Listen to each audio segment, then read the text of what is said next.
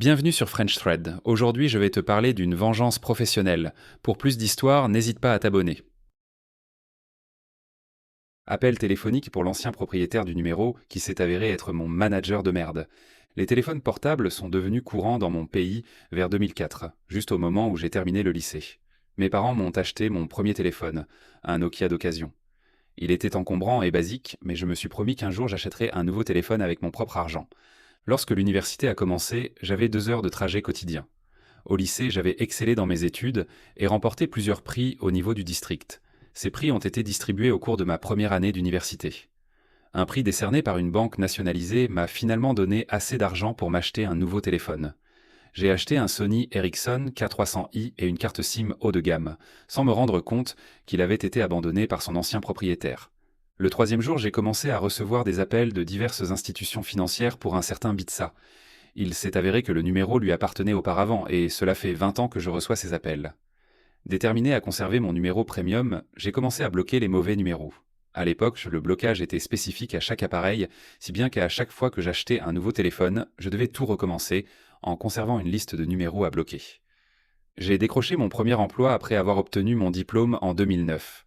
Vers 2010, j'ai été affecté à un nouveau projet qui avait la réputation de détruire les gens à cause d'un infâme chef de projet du nom de Beats.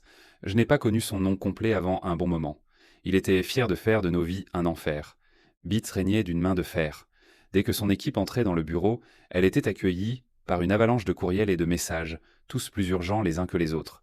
Beats s'épanouissait en créant le chaos, changeant souvent les échéances des projets sur un coup de tête, exigeant de son équipe qu'elle travaille tard dans la nuit et pendant les week-ends.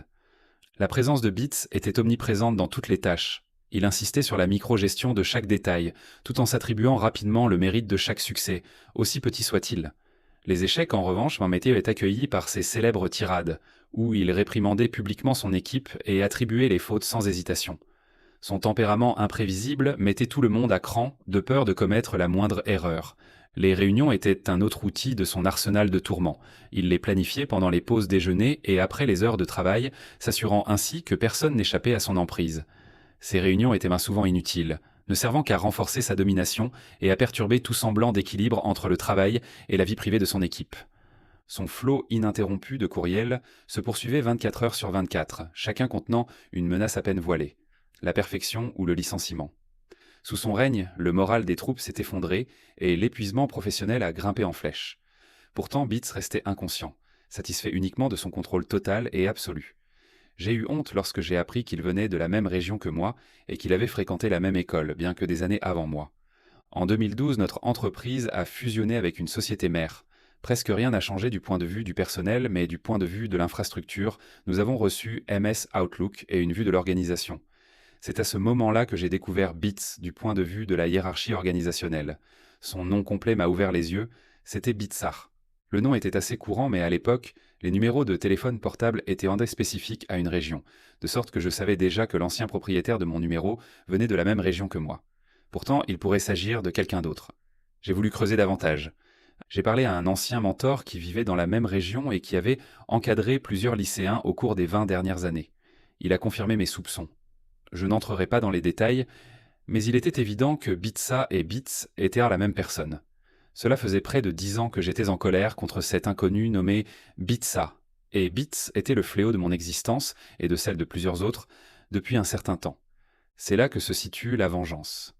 Tout d'abord, j'ai débloqué tous les numéros de mon téléphone. Je recevais en moyenne 5 à 6 appels par jour, mais après avoir débloqué environ 150 numéros, ce chiffre s'est passé à 15 à 18. Ma stratégie de réponse a changé radicalement.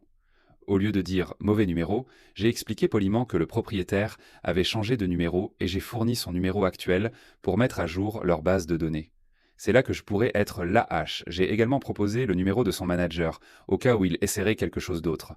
Les retombées ont été épiques. Ces personnes essayaient de Shorey et Min de le retrouver depuis près de 10 ans. Les banques avaient vendu ces dettes à des sociétés qui harcèlent les gens pour gagner leur vie et récupérer leur argent. Il s'est avéré qu'il avait contracté des prêts au nom de tout le monde, sa femme, ses parents, ses oncles, ses tantes, et qu'il avait donné le même numéro à tout le monde. Il se soustrayait à des dettes de carte de crédit et à des prêts d'un montant supérieur à 200 000 $, l'équivalent en dollars américains, mais c'est une sacrée somme d'argent chez nous.